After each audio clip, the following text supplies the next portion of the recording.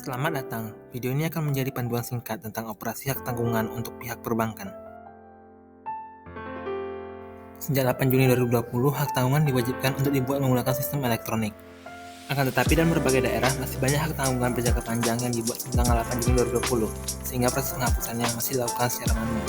Sesuai aplikasi Sentuh Tanahku, untuk penghapusan hak tanggungan manual, nasabah bank dapat datang langsung ke kantor pertanahan dengan membawa berkas persyaratan sebagai berikut. Penghapusan hak tanggungan atau roya manual biasanya memerlukan waktu 5 hari kerja.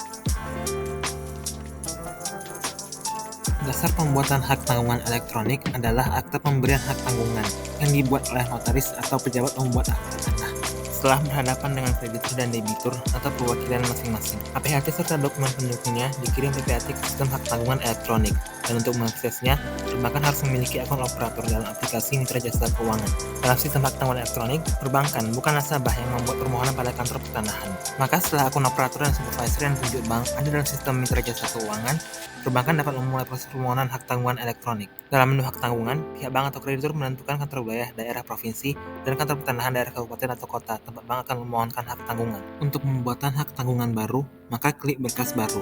Sistem akan membuat nomor berkas baru yang harus dikonfirmasi bank. Ada 5 tahap dalam proses pemberkasan permohonan hingga pencetakan sertifikat hak tanggungan. Tahap pertama yaitu mencari APHT dalam berkas yang dikirim PPAT ke sistem hak tanggungan elektronik dan pengunggahan berkas oleh bank. Setelah mencari dengan nama notaris dan nomor APHT, maka informasi APHT akan keluar.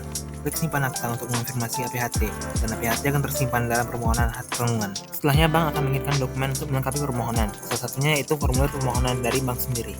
Setelah upload, permohonan masuk ke tahap kedua. Bank harus mengonfirmasi berkas yang dikirim oleh PPAT dan juga oleh bank sendiri.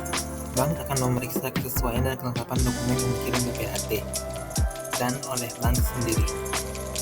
Bank juga mencetak satu pernyataan tanggung jawab akan kesesuaian dan kebenaran data di sistem elektronik sebelum dapat melanjutkan. Setelah diklik lanjut, maka sistem akan secara otomatis membuat surat perintah setor, yaitu tahap ketiga dalam pembuatan hak tanggungan. SPS dikirim ke email yang terdaftar di akun supervisor di sistem dan harus dibayar 3 hari setelah dikirim. Jika tidak dibayar tepat waktu, berkas hak tanggungan yang dikirim bank akan otomatis ditutup dan bank harus membuat berkas baru. Tahap keempat yaitu mengonfirmasi status pembayaran SPS. Bila sudah dibayar, bank dapat melanjutkan ke tahap 5. Pada tahap ini, bank sudah mampu melihat informasi draft sertifikat hak tanggungan yang akan dicetak agar bank dapat mencocokkan dengan informasi nasabah. Setelah paling lambat 7 hari, sertifikat hak tanggungan dan catatannya akan dibubuhkan tanda tangan elektronik dari pejabat kantor pertanahan yang berwenang. Supaya sertifikat dan catatannya dapat dicetak dan catatannya dapat ditempel pada sertifikat hak atas tanah bila sertifikat hak atas tanah tersebut masih berbentuk analog. Setelah sertifikat dicetak dan catatan ditempel, berkas harus dikonfirmasi sebagai selesai oleh operator sistem dari pihak bank.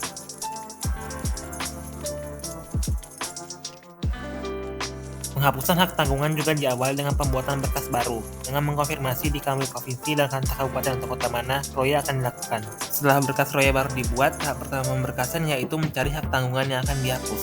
Dengan menginput nomor dan tahun hak tanggungan yang akan dihapus, informasi terkait hak tanggungan tersebut akan muncul.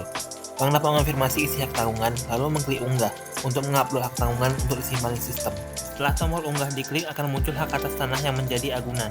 Jika hak tanggungan mencakup beberapa hak atas tanah, maka dapat ditentukan hak atas tanah mana yang akan diroya atau seluruhnya, dengan menekan hapus pada sertifikat yang tidak akan diroya.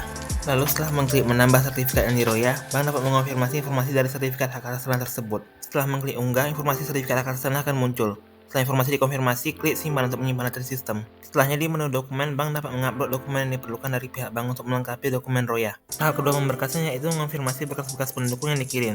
Setelah berkas diperiksa, bank mencentang suatu pernyataan kesesuaian dan kebenaran berkas. Setelah konfirmasi berkas, tahap ketiga pemberkasan roya adalah pembuatan surat perintah setor oleh sistem. SPS harus dibayarkan dalam 3 hari atau berkas akan ditutup secara otomatis, sehingga bank harus membuat berkas baru. Tahap keempat merupakan konfirmasi data SPS seperti status bayar, jumlah iuran, dan tanggal kadaluarsa. Setelah SPS dibayarkan, bank dapat melanjutkan ke tahap 5, di mana bank dapat segera memeriksa draft sertifikat hak tanggungan elektronik yang akan diroya serta catatan roya. Dalam waktu paling lambat 5 hari, sertifikat yang diroyakan akan terbit dengan tanda tangan elektronik pejabat kantor pertanahan, sehingga dapat dicetak dan catatan roya dapat dilekatkan pada sertifikat hak atas tanah dan sertifikat tersebut masih berupa analog. Setelahnya, bank harus menandai berkas sebagai selesai di sistem. Informasi dalam video ini juga dapat dilihat dalam manual yang dapat di-download dalam link di bawah. Terima kasih sudah menonton video ini.